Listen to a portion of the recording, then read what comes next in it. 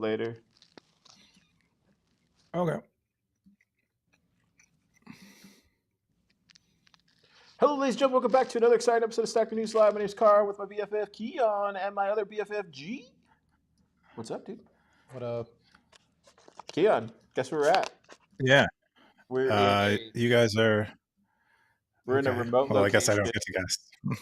We're in a remote location somewhere in Langley.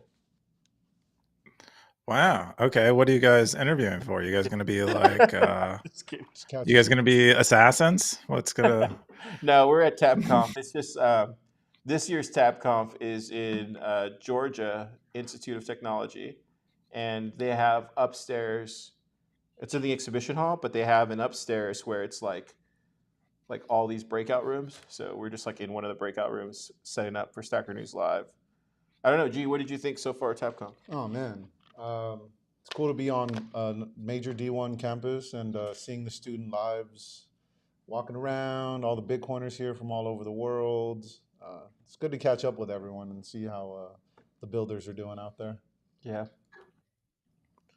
Is it a better venue than the AT&T Center or wherever they were before? Yeah, I think I prefer crazy expensive. It definitely better vibes over here, but I think it's going to take some getting used to. This one feels a lot smaller scale wise, but it's still great. It's just yeah, I don't know. What do you think? I mean, I think it's good that they got on one of the major campuses out here in Georgia. Just makes Bitcoin look that much better. Yeah, Yeah. yeah. I think it's just yeah. I don't know. It's just I guess you would have to see it to experience it. I guess, but it's been a good couple days in Atlanta. A lot. We're in Midtown, so like everything's really close by, and there's a lot of cool little places to check out. So definitely it's definitely a lot funner outside of once you get outside of campus because everything's close by. And then the other place, it was like better inside the conference. Then when you get outside, it's like there's nothing in here. Like it was dead at the other one, if that makes any sense. Okay. Yeah. It sounds like it got flipped inside out a little bit. There you go. But how's yeah. everything in Austin? Everything's good. The lab is super empty. Everyone's there with you. So it's just me, Oliver, and Jim. Oh wow. And we're holding it down. We've been partying a little bit, Yeah. throwing them back. Yeah. What's But crazy. yeah, so when are you leaving? Are you leaving, you said this weekend or? Yes, I am going on Max Webster is having a retreat for his portfolio companies, and so I am attending. Yeah. In an undisclosed location? Well, I mean, I don't really know what's been shared or not. There will be other people there. I don't want to like. It's not like in the desert, right? Anyone. Like it's not like in the desert or anything like that. Yeah, we're going to Burning Man, Car. It's gonna be. Well, I could see Max doing like a Burning Man retreat. He's base enough to be. Yeah, we're gonna burn an effigy of Sailor now that he's. That would be great. Died as a Bitcoiner. That should be fun, dude. Yeah, I think I only saw Vikesh here from Stonemark. He was the only one that I saw at a VCs that came. I didn't see anybody else. Oh, weird. Yeah. Well, none of them have money. They have to be. They're at other types of parties trying to get the money, and then they'll come and talk. They'll come talk to yeah, they're at Lugano. They're like in Boston. They're like in San Francisco, where the money comes from. Yeah, we're over here with the builders. We went to ATL PlebLab last night, and dude, that's a badass hackerspace. What did you think? Super nice. Yeah. Yeah. What's cool about it? They have like lasers, or they have washer and dryers. They have like a whole. Yeah, I know, dude. It's like a whole full-on facility. Got a shower. They had a shower. It's like basically what you need for like if you're passing through Atlanta and you need a pit stop as a Bitcoiner. ATL PlebLab for sure. How many people can fit in the shower? Probably 2, maybe. I don't know. It's about 2, maybe 3. Yeah. Okay. But, I just thought I'm surprised you guys answered that like I was asking a serious question. Dude, they were there pretty late last night. I left early. I was like, I got to get up here early for the hackathon, but everybody stayed pretty late. I heard it was a pretty epic night. But yeah, I believe it. Those guys know how to get down out there. yeah. How was your week though? Was it pretty good? Yeah, it was good. It's not. I mean, I like the lab when it's quiet. It's a little bit easier to get work done, so that's been nice. Yeah. But yeah, my week's been pretty awesome. Definitely have FOMO. I really like TabConf. It's one of my faves. And it's the A lot first of year I've Stacker missed News hats. in a while. Okay, you saw some Stacker News hats? There was I don't know who it was, and maybe it was just me imagining it, but I was sitting in a audience, like just like in a seat, and I overheard another group of people talking about Stacker News live and wondering if we were going to record it today. So the answer is yes. We ended up recording it today. But I thought that was kind of weird because I was like, wait, do they know I'm like sitting in front of them? It was weird. Probably. I mean, they might have been what got them to start talking about it. I doubt it's a But subject there's of people wearing Stacker conversation. News. Otherwise, There's people wearing Stacker News hats here. It's growing. well, I do. I mean, I do have about 1 billion of them, so I have like one for every human on Earth. So some people will wear them. Yeah, it was cool. But anyways, if you've never seen this crazy show before, we cover the top 5 stories on Stacker.news, the front page of Bitcoin. We're going to dive into this week's top stories. Let's jump into the first one. The first one is from the first one's called Darthcoin Journey on Stacker News. This is from Darthcoin, October 21st, Bitcoin territory. 135 comments, 30,000 sats. Keyan, what's this? Yeah, well, Darthcoin kind of does the survey from kind of birth to now, more or less. With saving us from the irrelevant details, but like where his journey perhaps as a Bitcoiner began, at least philosophically, which is like growing up in a communist regime, dealing with all the nonsense there, escaping the communist regime, still not feeling like he escaped, even though he had found his way to like the free Western quote unquote capitalist societies. And then the way he encountered Bitcoin for the first time, which was through a friend who recommended it to him in, I believe, 2010. And then he put it aside like most people do on first pass, and then he ran into his friend again later in 2012, and then he really got into Bitcoin, and then and that is the making of Darthcoin. That is the origin story of Darthcoin as a Bitcoiner. You could see why maybe he has some people would say an attitude, some people would call it riz that he has, but that it's probably because he knows what the other side of things is like. And then he talks a bit about Stacker News here at the end, and gives us some of his ideas on features or direction, recommendations for other stackers, that kind of stuff at the end. Yeah, I read the post, but gee, what did you think about it? I thought it was really cool to hear the origin story. It was like going back and watching Star Wars prequels, and you find out how Darth Vader went to the dark side. I basically got that right here with Darthcoin. But I mean, it was cool to read. Throw him some sats, tell him thank you. He's one of the guys that sticks to best practices. And the longer you're in this space, the more you see those practices saving a lot of people a lot of headache, a lot of time. Yeah, yeah. I thought it was a great post. I really was like, I was like, wow, this is setting up perfect for an initial coin offering. So I really thought he was gonna show like a new coin or something because it was so good. What? It was going through it perfectly, and then he didn't do that, which I love. But nah, I mean, Darth he's a legend on Stacker News. I mean, he just is, and a lot of the advice that he gives people don't like, but turns out to be true most of the time. I'm not saying all the time, but most of the time it turns out to be true. But you kind of need people like Darth in the Bitcoin space, especially on Stacker News. It keeps everybody in check. It brings balance to the force. So it's true. You do need the dark side of the force, and definitely. Yeah. Got Yeah. Scoresby. I thought it was. Yeah, go ahead. Go ahead. Somebody. No, I was just gonna say I thought it was a great post. I didn't realize you were talking. Yeah, I was gonna say I got Scoresby with the top comment. He said emphasis on pay to post is good. It's easier than thinking about Stacker News to focus on innovation of receiving sats. I'm curious for your thoughts about the incentives of Stacker News. Here's how I understand it. Posters have an incentive to post good posts. People will zap. Commenters have an incentive to make. What is the incentive for zappers? Did you read what Scoresby said, Keyan? Yeah. I was in that thread a little bit. I mostly responded to the comment that he responded to Darthcoin with in a follow up, which he's talking about pay to read. And so I've thought about pay to read a lot.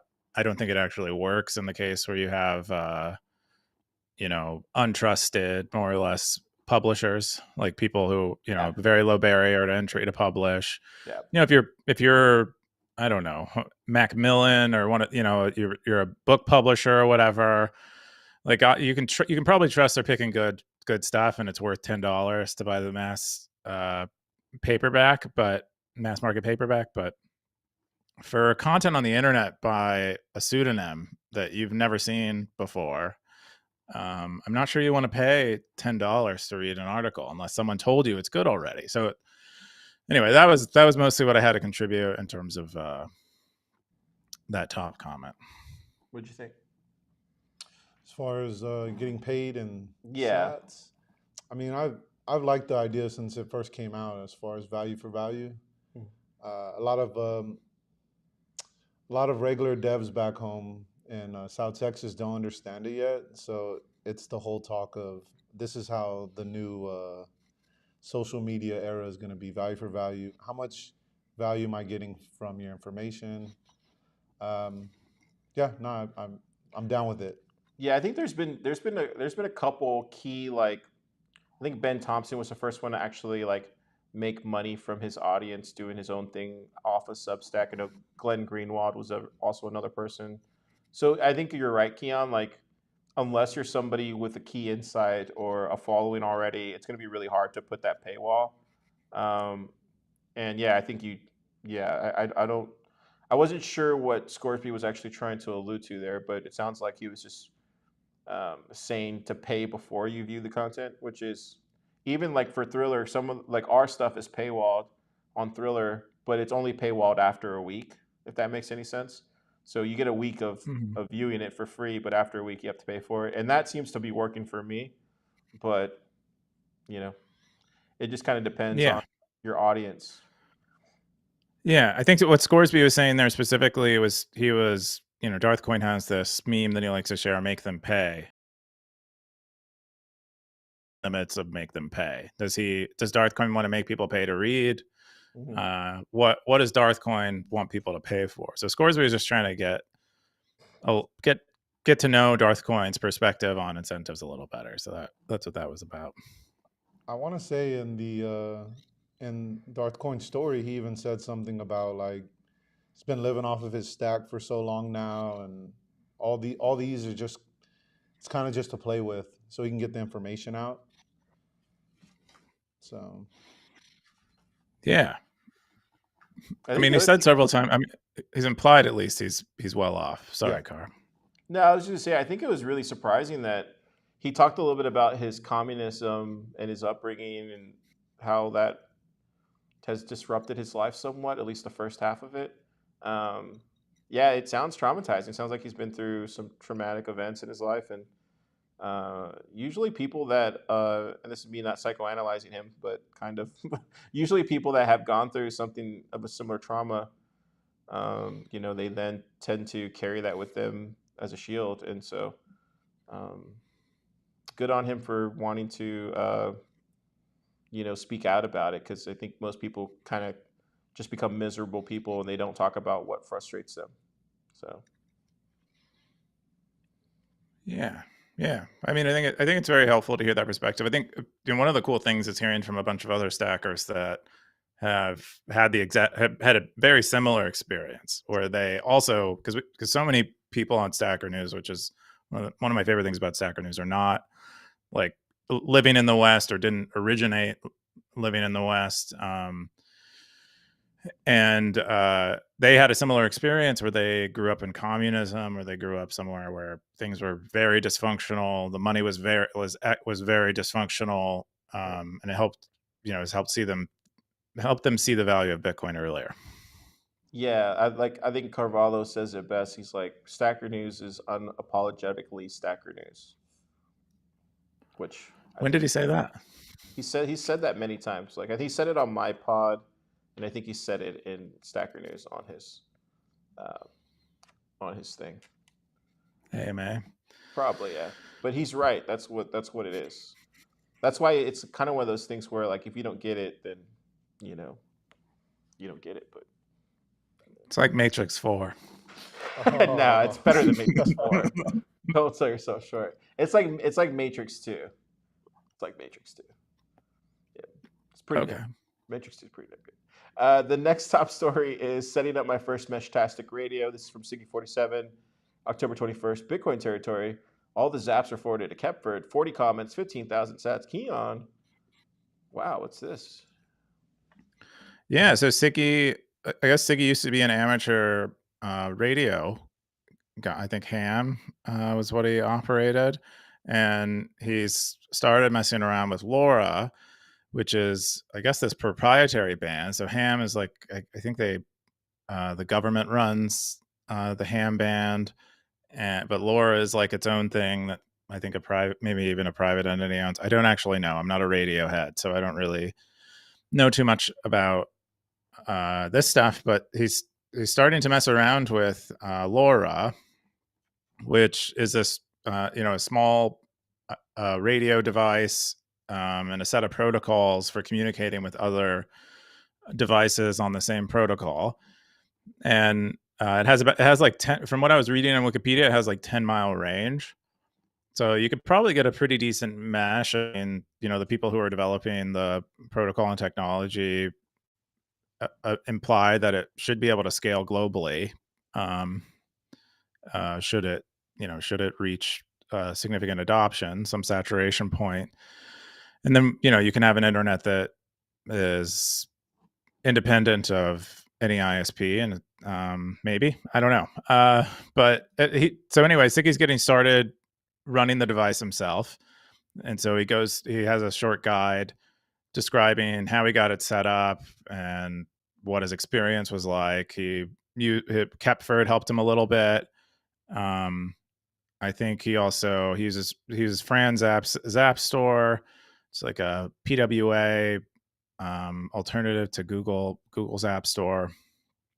But yeah, pretty cool. He said he hasn't connected to anyone because the range isn't large enough to find anyone else with a LoRa.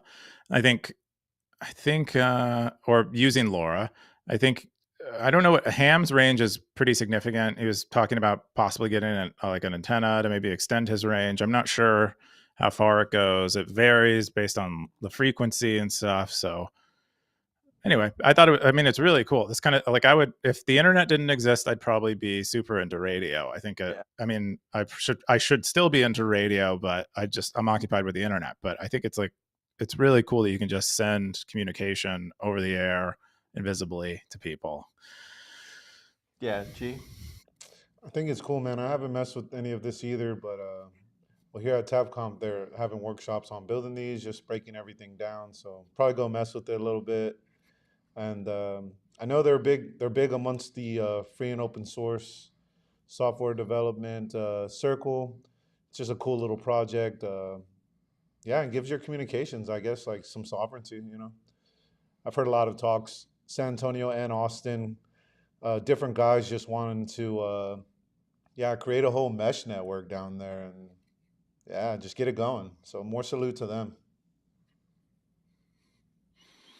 Yeah, it's awesome. And they shared a SatsPy video from 2023 where I think I don't know who had a Meshtastic project, but someone built something. Was that the one that Super and Topher did? I can't Car, play. Do you remember? I can't play it because if I play it, or we'll lose internet connection. But yeah, I think Meshtastic was was Ben. Oh, it was Ben's. It was Ben Worman. I think Ben's Ben W. Not Worman. Not Worman. Oh, okay.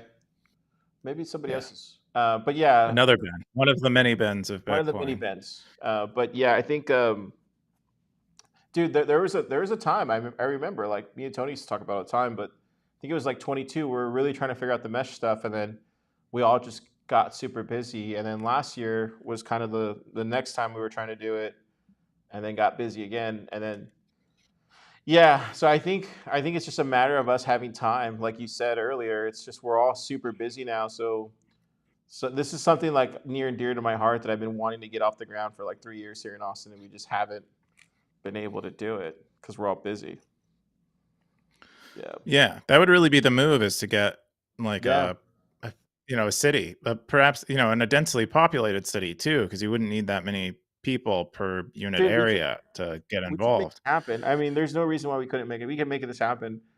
Maybe I'll look back into it. I think if we had somebody like Siggy come to PlebLab for like a week, just like visit, he could probably get us over the edge to doing it. To be in all honesty, like, we need somebody to come in there, like, lead the project, and then all of us will go behind and like help him. Do you know what I mean? I've noticed to get stuff over the goal line, you need like a main person kind of leading it. But if anybody, I mean, yeah, if Siggy's down to come to PlebLab for like a week, we could probably get this thing going. Yeah, you really need someone to care deeply. It's kind of because people don't really, on average, people don't care about things that they don't care about. So it's just the way it goes. They can usually care about one or two things. Yeah, max. But yeah, this is cool. I'm gonna read this weekend. But I definitely want to do this. It's freaking awesome. Cool. The next top story is Bitcoin PSA. It's helpful and important to define terms before we lose our way. This is from 02855, October 23rd. Bitcoin territory, 10K boost, 19 comments, 15,000 sats. Keyan, what's this? Yeah, I mean, I think we've seen similar posts in Bitcoin before about the importance of terms. Most memorably for me, there was one by GG a few years ago, where I think he said words matter or something. I think that was maybe the title of it. But in the same spirit, this NIM that is mostly numbers and letters, that doesn't spell anything, describes a few common terms that we use in Bitcoin in an effort to get us maybe started thinking about delineating things a little more, so that we're not dealing with only black and white. It's kind of like looking at a painting, a full color painting, and if you really only know two colors, black and white, you can't really describe the richness which exists in the painting, and that might be a less than great way to live. So what he's hoping for is that we kind of separate things out, and we kind of clearly understand what a Bitcoiner is. We clearly understand what other things are in Bitcoin or outside of Bitcoin.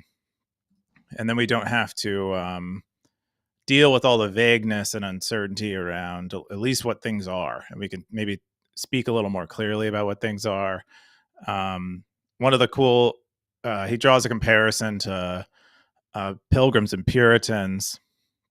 And Pilgrims branched off of churches in England because they weren't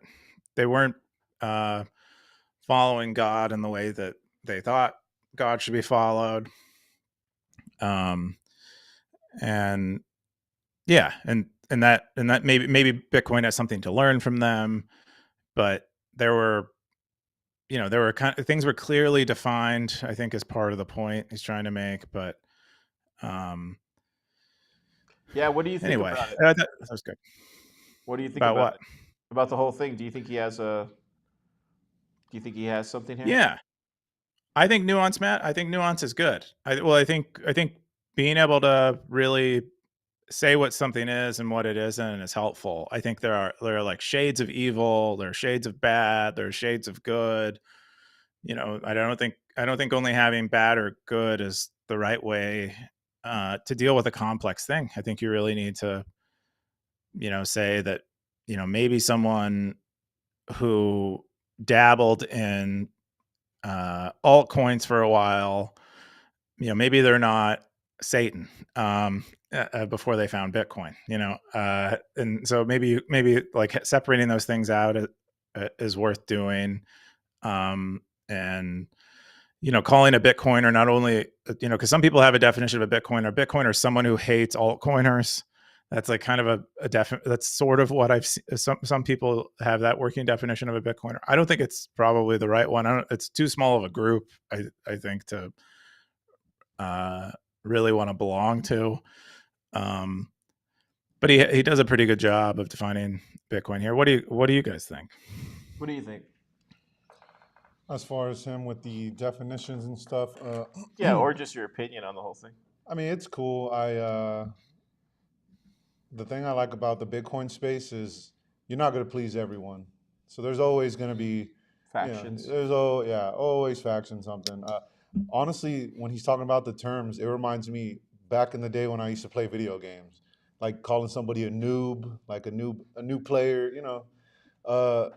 Just comes with the territory. I think it's all it is, and people can opt in and learn the lingo. Yeah. Or they can choose to remain on the outside and take the experts' advice. I don't know. I think I come off probably more on the hard. And this is where I was talking to somebody this week, and I won't say who it was, but they started talking about eCash, and then I was just listening, and then they're like, "Oh, right, you're not a fan of eCash." That's what they told me, and I won't say who it is, but. And then I was like, no, I mean, people can build whatever they want, but if you want my opinion, it sounds like you want my opinion. That's why you're talking to me about it. I then gave him my opinion on it, and I've just come to realize that people are going to build what they're going to build, and let them build what they're going to build. I have my opinions on it, and if they ask me for it, I'm going to give it to them. But I know what I'm doing with what I'm building towards, and that's Bitcoin only. But if other people think that they're doing something that they perceive as Bitcoin only, then that's how they perceive it, and it's not I'm not going to try to change them. I'm just not going to help them. You know what I mean? Like, I'm not going to help them by encouraging them that they're actually doing something Bitcoin. I'm going to be like, no, it's not Bitcoin. But it's to each their own, man. I think I would say this cycle specifically is really weird because, and I said it was going to happen post Bitcoin ETF. It's just like post Bitcoin ETF, everything's changed, and everything that's a shitcoin is on Bitcoin, and you can't even tell a Bitcoin only project anymore. So the days that how do you say that, the halcyon days of Bitcoin only projects are probably going away, and it's going to be even harder to find pure Bitcoin only projects and builders. That's why you have to be even louder, which I feel you have to be even louder. You have to be the loudest person in the room saying, no, if you want to build Bitcoin, come over here. You can actually come and learn how to build Bitcoin. But if you want to do some shitcoin stuff, then there's other places for that. But I don't know. That's where I kind of land on it. Maybe it's too harsh. But like I was telling that person, I think I've always been this way, and the people around me were always this way. It's just over time, they became less lenient, and I just stayed the same. Like nothing changed. Like I didn't change. I just stayed the same. And everybody around me became more lenient with all this stuff. So that's where I kind of land on it. I see. So you're like a lot of people, like Elon Musk says he used to be a liberal, and he's still a liberal, but everyone else changed into is that what he says? Far more radical. Dude, like in 21, like you remember me, like I wasn't that hardcore of a Bitcoiner. I'm still the same Bitcoiner as I was in 21 and 2020. So you are the same. You are the same, but you were, you were storming out of like talks on soft forks that you didn't like. So that's how I met you. If we want to, you're talking about the Jeremy Rubin excavate stuff? that. Oh, you're talking about the Jeremy Rubin thing? Well, yeah, I was calling out a shitcoin. I was right, but it wasn't a shitcoin. I don't think that was right. He was talking about a soft fork. But still, look where it went. All I'm saying is like it's. All I'm trying to get at is like I haven't changed. I think everybody around me has changed when it comes to their leniency on what is Bitcoin and what isn't Bitcoin. So I think all roads lead to Bitcoin. So it doesn't even matter if they go and do shitcoining for a little bit. They're going to come back to Bitcoin and they're going to ask. They're going to be like, "Wait, what happened?" And I'll be like, "Well, you were shitcoining for a spell and you just came back because that's what happened in 2017. Everybody started shitcoining, and then all of a sudden, like, oh no, I've been a Bitcoin maxi the whole time. I'm like, no, you haven't. That's where it's like 2017 all over again. That's how I feel it is. It's just like everybody's shitcoining. So what do you call? So what is Bitcoin and what isn't Bitcoin? Because you said eCash isn't Bitcoin. So what distinguishes eCash from Bitcoin in your view? I think that might be I think interesting. if it's not operating on chain and it's if it's using like some sort of banking tech of a sort that like my understanding of eCash is there's no reason to use it other than like you could just be it's like liquid, right? It's like some other type of uh, uh, it's another way to get somebody to hold your Bitcoin custodial wise that you could just do if you ran your own node and spun up your own channels on the Lightning Network. To me, it's just a laziness. And there's already Okay. Liquid. There's already like Arc. Arc's coming out. There's Fetty now, so you could do Fetty. There's eNuts or whatever. There's all these shitcoins that you could use to do that and you should go and use them. But don't try to say that eCash or Liquid or are these is Bitcoin because it's not. It's just not. And like that kind of rhetoric is getting people confused. And I think that's by design. I think they're trying to confuse people because they want people to give them their Bitcoin so they can rug them. But that's probably where I'll take it to the extreme. But in reality, like people are coming in this cycle thinking that eCash is Bitcoin and thinking that this is amazing. And it's like, no, dude, you're using a shitcoin. It's just that you're being psyoped into believing that. That's my belief on what a Bitcoin is and what Bitcoin isn't. Okay. So it sounds like it's basically a trust thing. If you're trusting third parties, it's a shitcoin. Is kind of the way I think you're distinguishing Bitcoin from these other things. These are things that you listed. Zcash and Liquid imply that you're trusting either Liquid's federation or the federation who is running the mint or the single mint runner in the case of Cashew. And it's that you aren't a sovereign individual using Bitcoin. You are you are asking on some level for permission to get access to your Bitcoin. And if Should you people are want fine with Bitcoin at some that and point? people can make businesses around it, so be it. But to say that's Bitcoin is hard stop. It's a no. That's not Bitcoin. Um, yeah, I don't know what else to say. Like it doesn't. Bitcoin is when you send something on chain, or if you're using the Lightning Network, and it's supposed to be hard. You're supposed to be hard to build on Bitcoin. That's why there's very few profitable companies that are building on Bitcoin. Um, so that's where it's at. I think there's nothing wrong if you're building on these things. That's not what I'm saying. All I'm saying is that that's not Bitcoin. That's you're using some sort of third party custodial thing that's a shitcoin to obfuscate that it's Bitcoin when you could just be using a totally different blockchain. To me, because I've already been through the crypto cycle, it just looks like wrapped Bitcoin to me. That's what it looks like. It reminds me of an ERC20 token, just wrapped Bitcoin, and you're letting somebody hold it like a. Back then, it was like some shitcoin company called I forget the name, Compound, I think it was called. So you're basically setting your Bitcoin to Compound, and they're wrapping your Bitcoin. They're giving you could swap it out for USD. It's basically all the DeFi, over leveraged. Maybe that's sitting there, maybe it's not. If you redeem it, it's all that kind of stuff. Because how else are you going to make money doing that? You're not. You're not going to make money on the transactions that you send. You're not going to make money on the Bitcoin that you're custodying. You're going to have to only make money one way, and that's by over leveraging or providing a sort of yield. And it all leads to, and we know how that book ends. So that's why, like when I see the eCash and the cashew stuff and all the other stuff, it just looks like it's headed in that direction. And I've been through this before. Um, so yeah, Cool. I think I like your point about the mint runners needing to make money and maybe doing something unscrupulous to make money. I think that's pretty good. Why do you think there are so many Because it seems like a lot of maxi influencers have a different point of view on it. Why do you think that? I don't want to say any name. Why do you think they're so pro eCash? I don't know. I actually don't know. I know that because I know they're hardcore Bitcoiners. And when I have conversations with them, it's like, Car, like, stop. Just like let them build what they want to build. It's like you're jumping to conclusions when it's not there. And that's the feedback that I get from them. But in reality, it's not that I'm jumping to conclusions. I'm just like, no, this is where it's going. I'm the only one that's actually saying it vocally. And no one wants to have that conversation. They're not just stepping out of the way though and letting people build. They're like they're literally saying it's the future.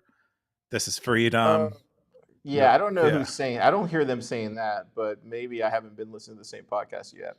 Yeah, I've never heard them say it's the future. I hear them saying, "Oh, this is great for privacy," which is complete bullshit. It's not.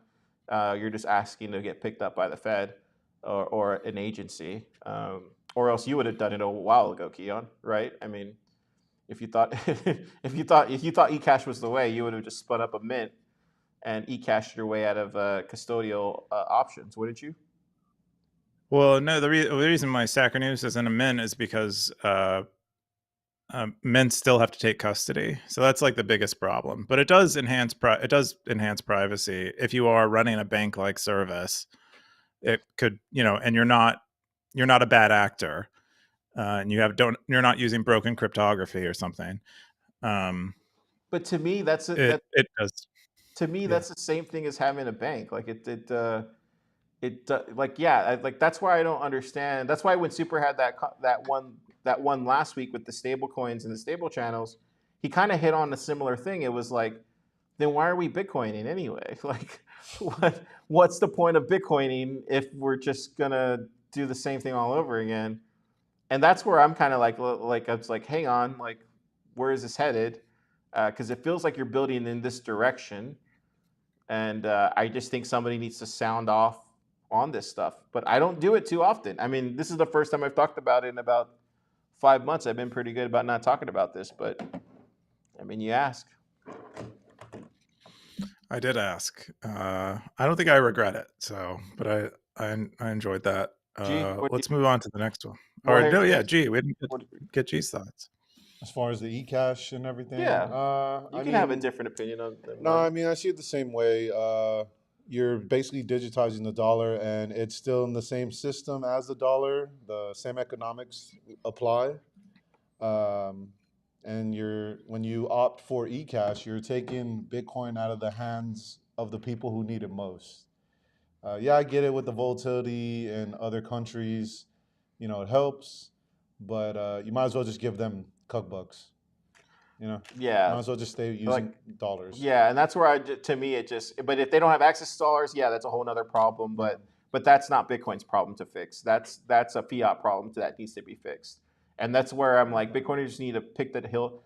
I think simply this is the way I was brought up, was like as brought up as in Bitcoin, was like, you need to pick the hill that you want to die on, and then die on that hill. But if you choose to die on an eCash hill, well then don't get sad when no one's out there rescuing you or willing to stand up there beside you, because no one's going to wave a white flag and try to help you get off that hill. Like, no, it's just not going to happen. But if you're soloing it, trying to die on a Bitcoin hill, I mean, maybe you don't want to die on it, but you're willing to go up the hill and fight to have that hill, then yeah, I want to help you do that, because I know there's fewer and fewer Bitcoin only projects out there and startups.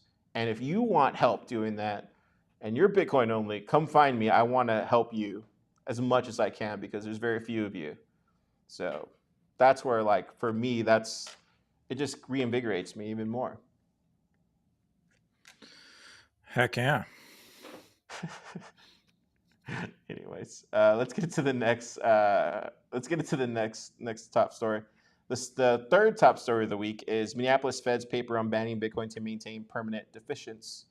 02855 Bitcoin territory, October 21st, 92 comments, 10K boost, 21,000 sats. Keyan, what's this? Yeah, this post from the Minneapolis Fed has really stirred up a lot of people, because because they talk explicitly about Bitcoin and its relation to the government, and that the government they kind of say it out loud that the government has an interest in destroying Bitcoin. Is like what most of gets it's kicked up, but a lot of it, like buried in like that's really at the surface level. Buried in it, there's quite a bit of math, and that's kind of more so what they're talking about, from what I can tell, is like in the models that they're using. And I haven't read the actual paper. It's it's quite a lot, and I'm not an economist, but they're mostly saying that the models that they're using suggest that in a world where Bitcoin isn't zero, it's very hard to maintain things like permanent deficits, and like what needs to happen such that permanent deficits can be maintained. Anyway, this is another top post from the same 10 letters and numbers that no one can pronounce because it's just letters and numbers. And they're describing this paper and pulling out interesting parts, but there's a lot of talk about Bitcoin.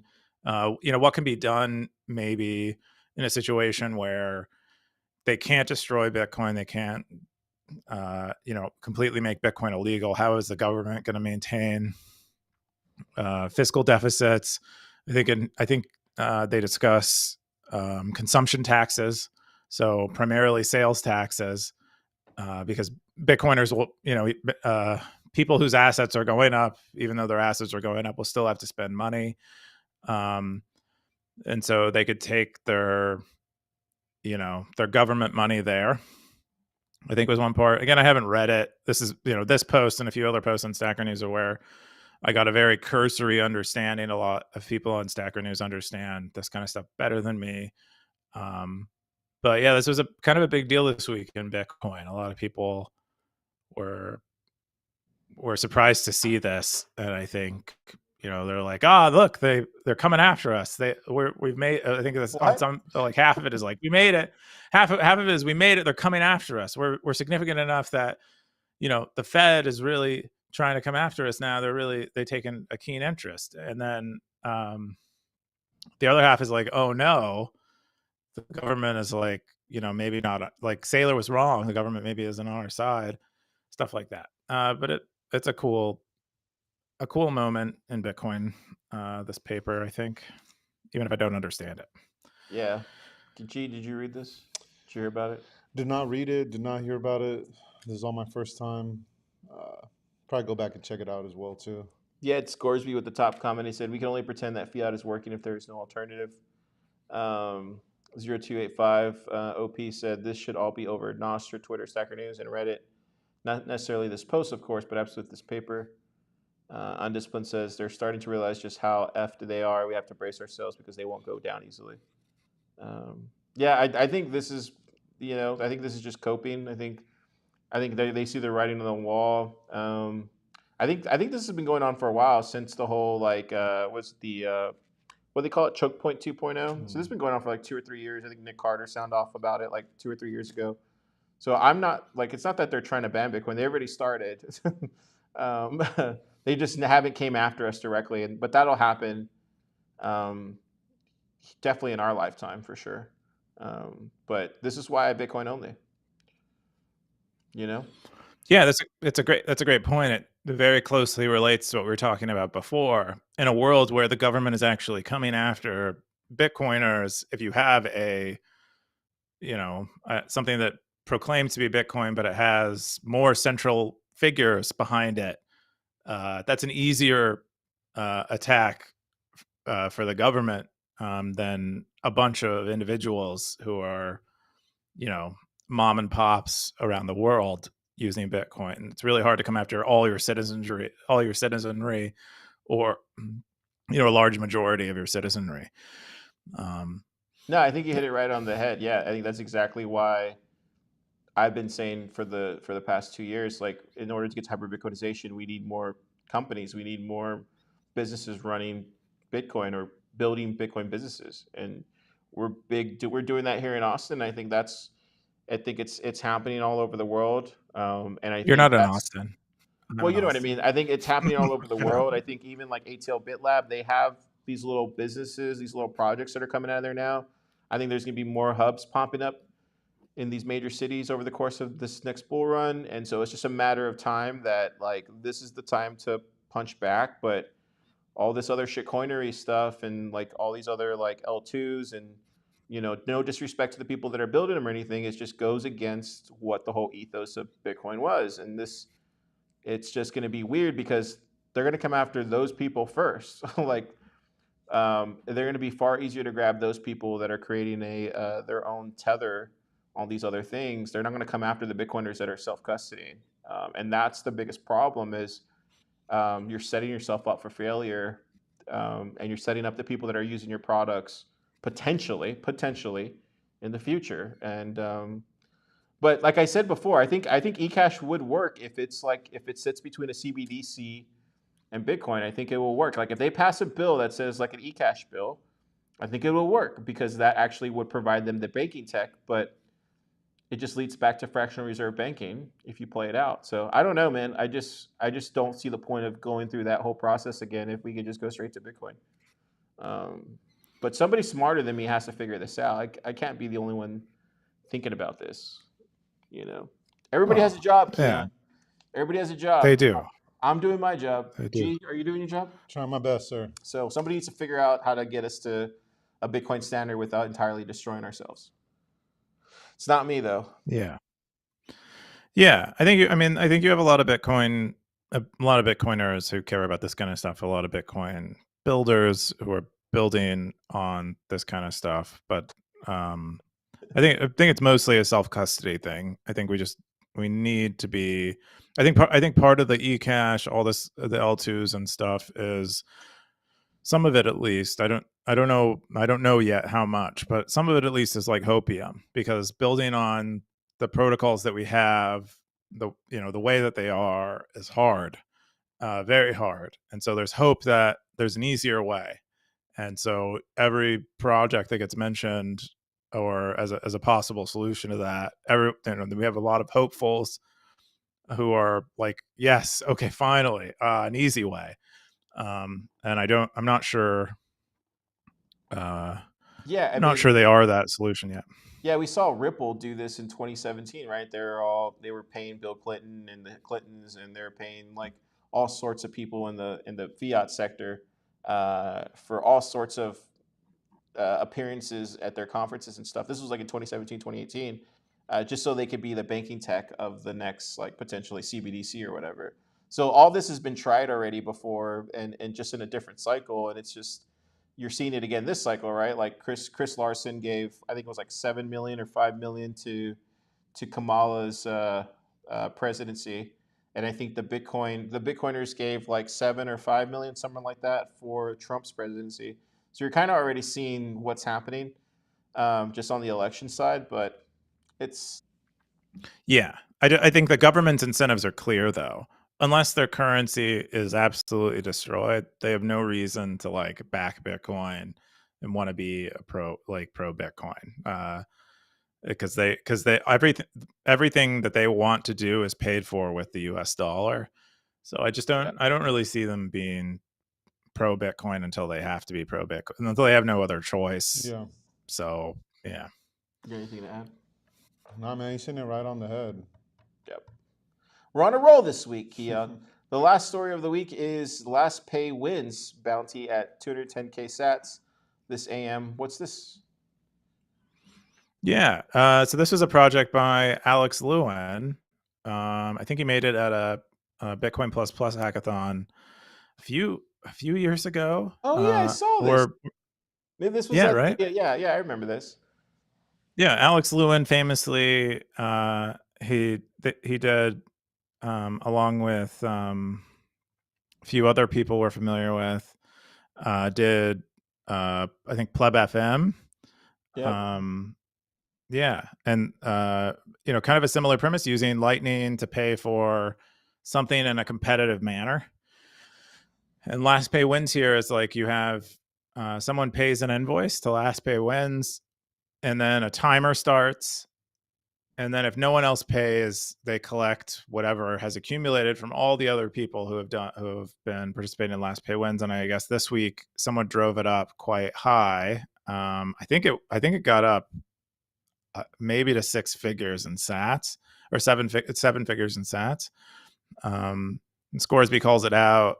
I think they're in this thread. 2.7 million or 2.07 million Sats is where it got up to, and someone ended up getting all that money. I mean, that's a lot of money. That's like, over if you count fiat, it's like over $1,000.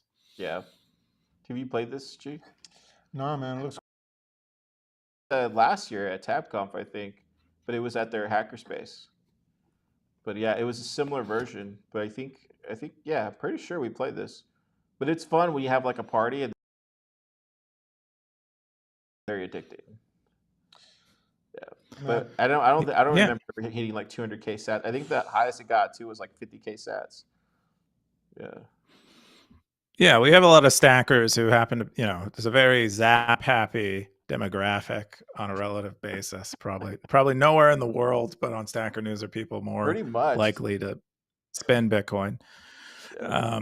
But yeah, they drove it up really high, which is pretty cool. Yeah, it's cool how you can make something like this interactive. Dude, there's people that don't even got to speak English. Not even the same languages. Yeah, and everyone understands Bitcoin, understand the rules. I think it's really cool. Yeah. Cool. And I think that's all the top stories of the week. We're going to jump into Keyan's story, which is there is no perfect set of incentives.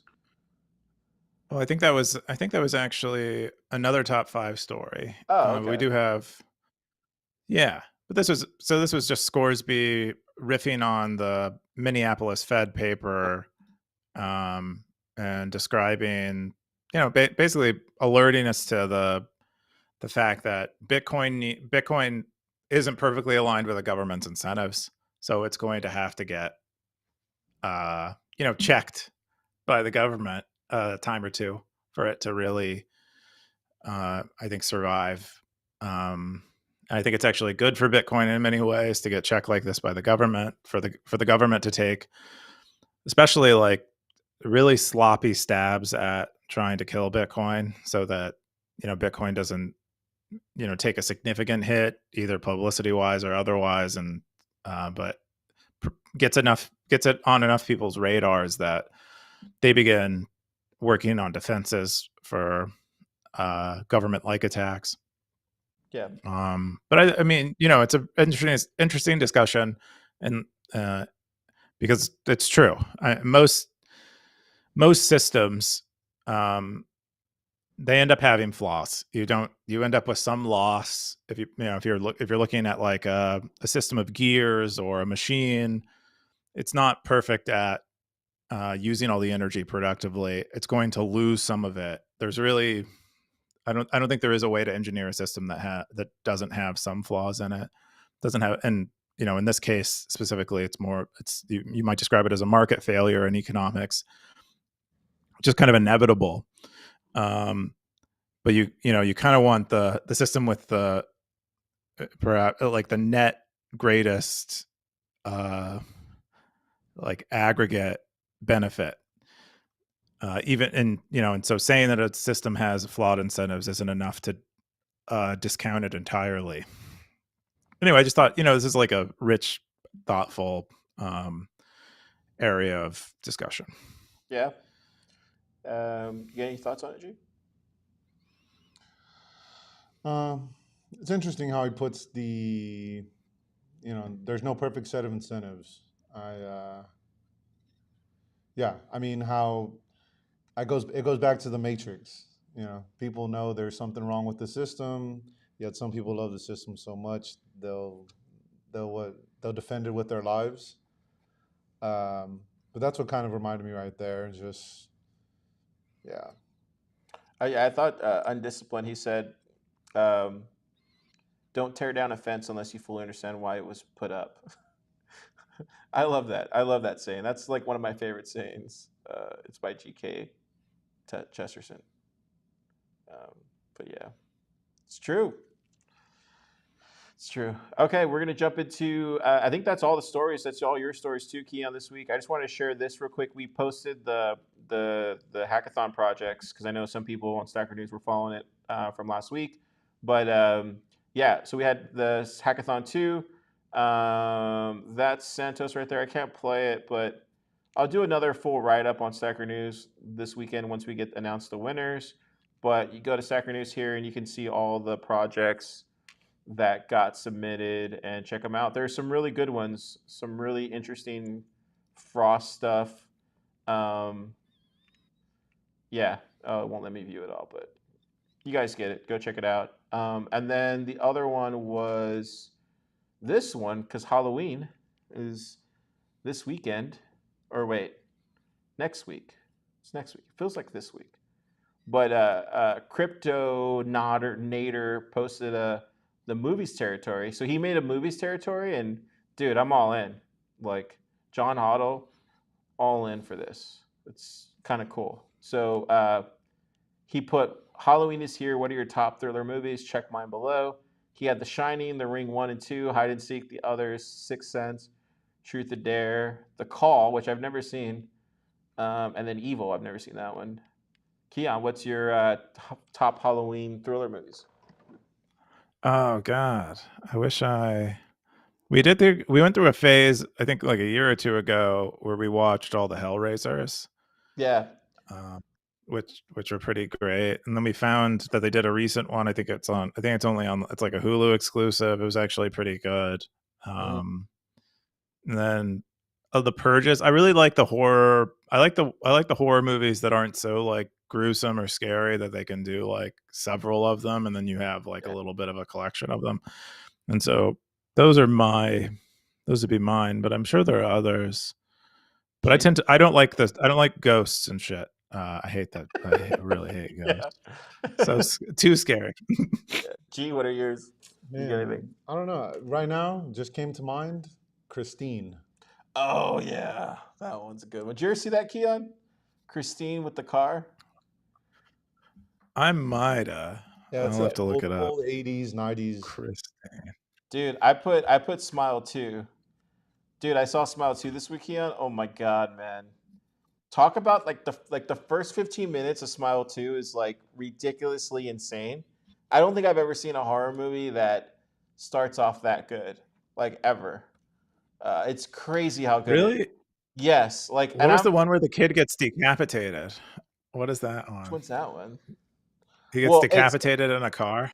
Wait, you saw Smile 2 already? No, but this was another movie. Okay. Yeah, there's a lot of crazy stuff. But dude, the first 15 minutes it picks off from Smile 1. So you have to see Smile 1 to see Smile 2 technically. And then it continues on. Dude, the first 15 minutes is insane. I would watch it all over again just to watch the first 15 minutes. But so that was already good enough for me. And then it does this thing where it's like, I guess this writer director like understands subtlety, and he understands like trying to spell a deeper meaning in a movie than what's being watched.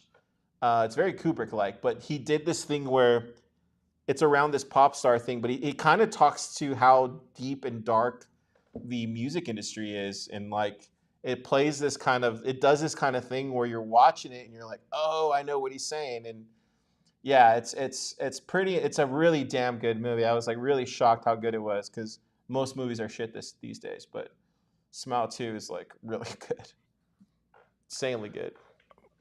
I don't think I've seen Smile 1, but yeah, it was. I think it was just an Amazon movie, but it did really well. That now it's like I guess it got a public release. He was able to get a public release, and I think Smile 2 is like doing really good in the theater, because it's like people are sharing that it's actually really, really good. So everybody's going to the theater to watch it for Halloween, and now like it sounds like it's gonna make even more money than Smile 1. So yeah, you should check it out if you want a scary movie. Nice. Pretty, dude. I had to go like this several times. I was like, I can't watch this stuff. It was bad, dude. It's so bad because it's really gory. So I don't mind gore. I don't mind gore. I hate creepiness. I hate ghosts. I hate like dark forces. This one's a dark force, yeah, because they're all smiling. Okay. Yeah, watch part 1. If you can't get through part 1, then you probably shouldn't watch part 2. But Okay. yeah, and I think other than that one, I would say The Shining for me is up there. I like The Shining. I could watch that all the time. It's so good. Classic. Yeah, That is a good one. Cool. Those are all my top stories of the week. But yeah, let's jump into the top. Well, I wanted to mention there was a post we skipped over in top because I wasn't sure whether it was Meta or not, but it was which one? It was Route Not Found. That was by Undisciplined. Okay. Mini stackers, as a result of us switching to a non-custodial setup on Stacker News, have begun exploring alternative, like actually, what's out there in Lightning. Like for many people, a Stacker News was the first use of Lightning ever. So Undisciplined got set up with AlbiHub, and I think he's running their embedded node and is beginning to experience some of the UX hurdles of Lightning and dealing with liquidity, which is probably the biggest pain point that Lightning has relative to on-chain, if anyone's familiar with on-chain. And so this thread is kind of us discussing why, despite having liquidity in certain channels, they're still not able to get payments the way they want to. The difference between private and public channels. So if anyone's curious about that, you can come read that thread and maybe learn a little bit about Lightning.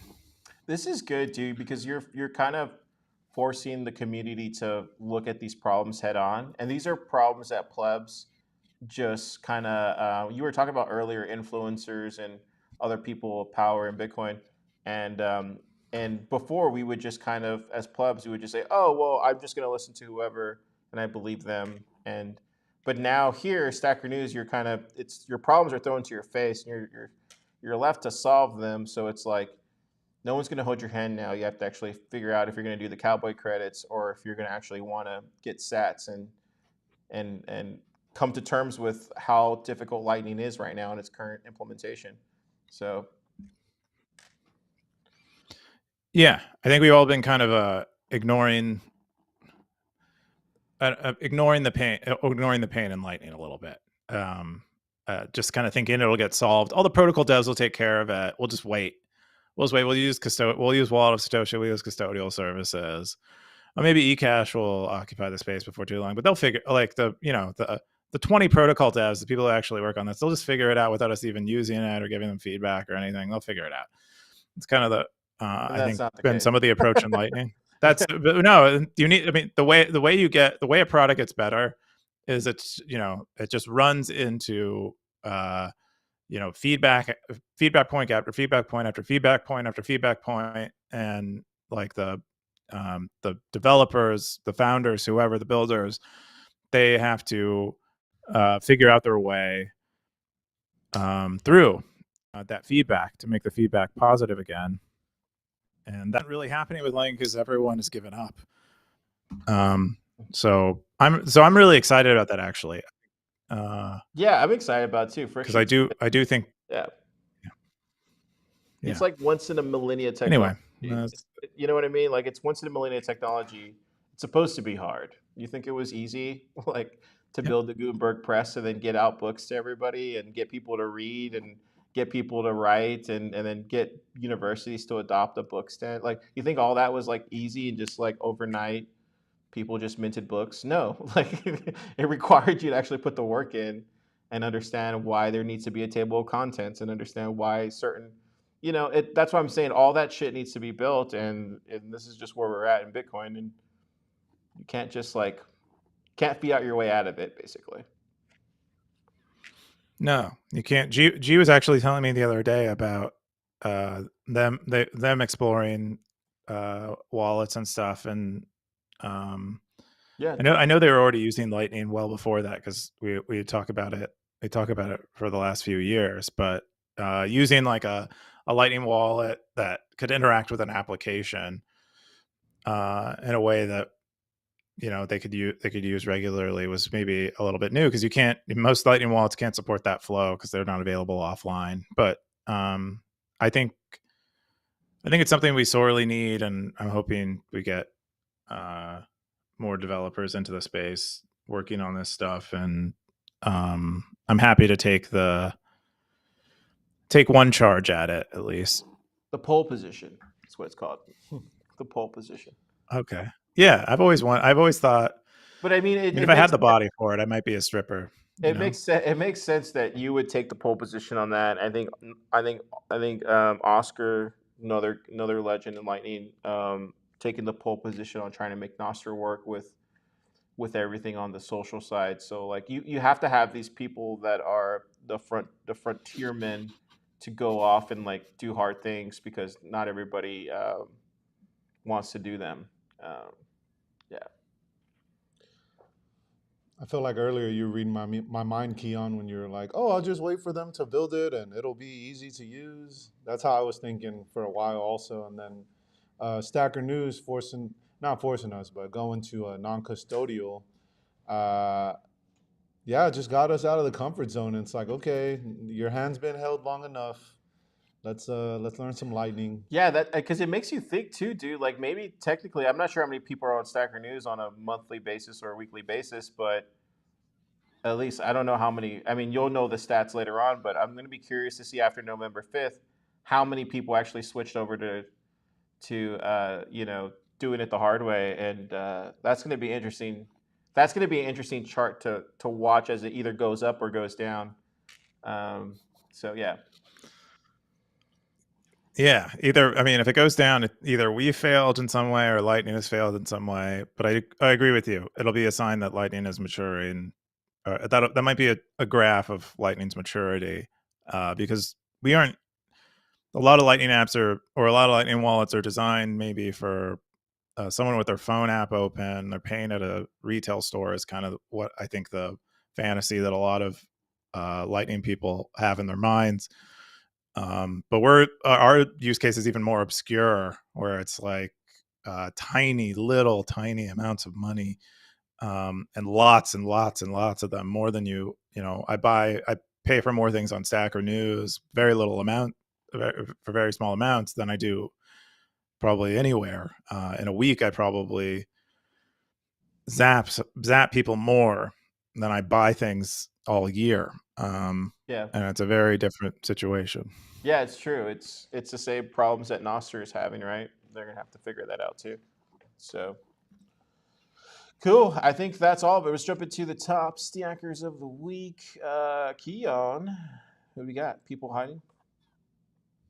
Yeah, probably lots of people hiding. I can't see your screen, so I'll pull it up myself. And yeah. 0x Bitcoiner, Gray Ruby, EK.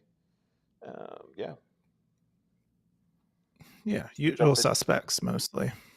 Jump into the most boring. Oh wait, I'm sorry. The most popular segment in Bitcoin, the cowboy segment. Yeehaw, yeehaw, yeehaw. Dude, what's up with? So people got guns now. People got horses. Has anybody shooting each other yet?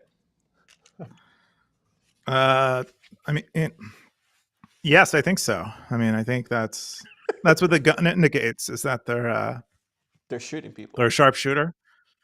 Yeah, they're shooting people. You don't get a gun without shooting people. My head is too big for this. I need to get a custom one made. Yeah. For a large head. Yeah. What's up, dude? Yeah, that makes sense. But yeah, so you still only have a cowboy and a gun. When are you gonna get a horse? Horses are hard to get. I know how to. I coded it. I know how to get them. I still can't get them. I rarely get them. They're very hard to get. All these new badges are much harder to get than the cowboy hat was, and the cowboy hat is like easy by comparison. And Blockchain Boog, look, he only has a cowboy hat. Blockchain Boog, what's going on? Do you have a cowboy hat, G? It comes and goes from time to time, but it's pretty nice. It's a good feeling whenever you see the pop-up and you find it. Yeah. Heck yeah. Cool. I think I'm gonna read the fountain boost real quick, but look, we had a question last week about the you remember the whole stablecoin one? So the question was from Coach Carbon. He said, "Who keeps a stable coin stable?" Can you answer that? Oh, it's the issuer of the stable coin.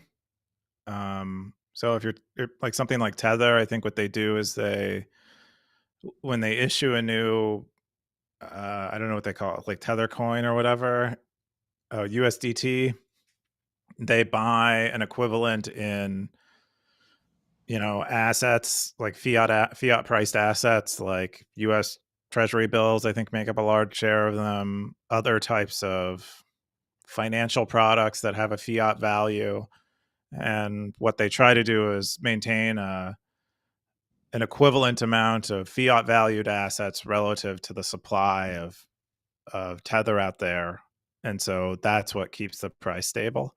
As far as I understand, I'm not an expert on these things. Super would know way more about this kind of stuff than I do. But this is what underlies a lot of the skepticism of Tether. Where I think during a period of time a few years ago, I think specifically around 2017, maybe earlier, that there was speculation that they actually weren't backed by as many assets as they had circulating coins. But that's fundamentally what they do, at least in the case of Tether and Circle, is they have an equivalent amount of assets that they hold. There you go. And then Vake said, "If you stay in your lane, I'll stay in mine."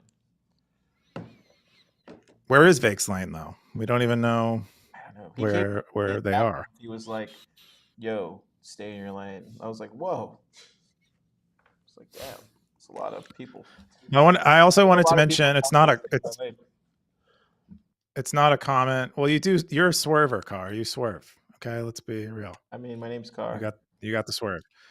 We got some incense in the mail. I was told by an incense expert that this type of incense needs to be burned in a bowl with a hot coal.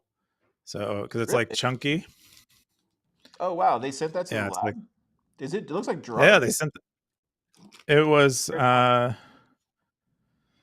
directed at. It says Cube and Car. Whoa. So it's definitely drugs. Yeah. I'm just kidding. Well, no, it's what it is. It's Peruvian black coral, which I hadn't heard of. I think it might be. Is that a city? It's a little bit piney. Okay. Well, Peru? It's not really piney, is it? Peru? That's Peru? Yeah. Peruvian. Yeah. Peruvian black coral. And then the other one is frankincense and sacred myrrh with royal hojari, which I hadn't seen before. And it's from Maji Market. I don't know if the person works at Maji Market or they just. A lot of stackers, man. Thank you for keep bringing the gifts. Keep sending them. Give them the address, Keyan. All right. Our address is changing, isn't it? Oh yeah, it'll be changing, but you could still send it to the same address. We'll publish a new address later. But yeah. Sending us fan mail or Peruvian Stardust. Go for it. I don't know. I don't think you want to burn that, Car. Peruvian Stardust. We had some comments. Justin Rocket says, "Wish I could have attended. I see you guys are crushing it as usual. Bitcoin is freedom." We had John Hoddle. He said, "How does one get a hat, Cube?" ? I think he wants a Stacker. Which hat are you talking about? I think he wants a Stacker News hat. Are you talking about this? Are you talking about a cowboy hat? These are rare. Or a Stacker News hat. If you come to Austin, visit PlebLab. We'll get you a hat. There you go. You heard it here free of charge. Hoddle.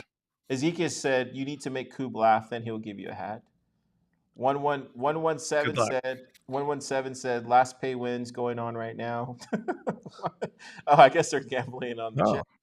And 117 also said, "Watch Hereditary." Oh yeah, dude, that one's a scary freaking movie. Do you see that? I think so. She's like hanging up on the. Super creepy. Yeah. It's what. Yeah. Have you seen that Hereditary?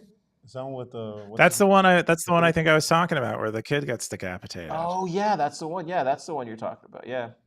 Then Pramla Barbosa says, "I bought a hat. I think. I want a black hat though." That's what he said. Oh, right. I got him. I got black hats. There you go. Cool, Keyan. What are you doing this weekend? I'm moving. I guess we're moving our offices as we said. So we're currently at 800 Brazos, Suite 260. If anyone wants to send us a bomb or like anthrax or anything, don't do that. What the hell? Well, I mean, come on, we'll get Topher to disarm it, and no. Anyway, no, send us don't send us a bomb. Send us like Omaha steaks or something, or some liquor, Omaha some wine. steaks. You know, nice gesture. All right, fine. Yeah, so we're moving to a new location. PlebLab is moving to a new location, so I got to pack up my office, which I haven't even started yet. I'll probably spend my evening doing that. Yeah.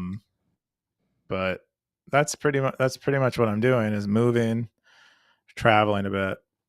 How about you? What do you guys? I mean, I know you guys are probably partying, right? Having a great time. I think right now we're gonna go get dinner, and then after that we're gonna do a Halloween party tomorrow, right? G's gonna be tell them about the Halloween party. Yeah, tomorrow out here they have Halloween, so gonna be working that event. Have Texas in there, so I gotta go get some costumes. Yeah, we're gonna go get costumes right now for the party. What are you gonna be? Do you guys know yet? Do you have an idea? I want to be Charizard, and then have another guy who kind of looks like Asher. He doesn't need to do anything. He just needs to stand by me, and he'll look like Asher. Oh, not the person named Asher, but no. Oh, I'm sorry, Ash from Pokemon. Okay. Yeah, and then we have another guy who could be Giovanni for the Team Rocket. for the Team Rocket. Yeah. Yeah. What about you, G? What are you gonna be? I don't know yet, man. I'm just gonna go see if something speaks to me. You know, those are the best ones, I think. Yeah. I'll take a picture and send it to. What were you last year? What was I last year? I don't even remember. That's a good question. I don't even think I did anything last year. I think I was boring. I think I was an adult. Just chilled. That happens. Yeah, last year I was Negan. But what are you gonna be, Keyan? Are you dressing up? You're always Negan. That was my complaint last year. Last year I was a pilgrim. What are you gonna be this year? Kind of funny. I don't know. I don't know if I'm gonna get to a party. Is there gonna be a party? Are we gonna do a party? We'll do a party next week, right? There'll be a party next week, I'm sure. All right. Well, you'll see, I guess, when I show up. I don't know. I usually don't know. I just pick the most ridiculous thing or silliest thing. I think, if I think it has a meaning that I can explain to people while I'm drunk and their eyes might widen, that excites me. Yeah, there you go. All right. Well, yeah, stackers, go out this weekend, watch another crazy cowboy movie. What's another crazy cowboy movie? We talked about the one last week with the pregnant women, right? Yeah. Bone Tomahawk. Yeah. God, there's a lot of them. What's a good one though? But I don't know. True Grit. Go out and watch True Grit. That's a good one. That was filmed in North Austin, I think. I want to say Granger. That whole banking scene. I've been in that bank. It's pretty old. There you go. Stacker. Excellent.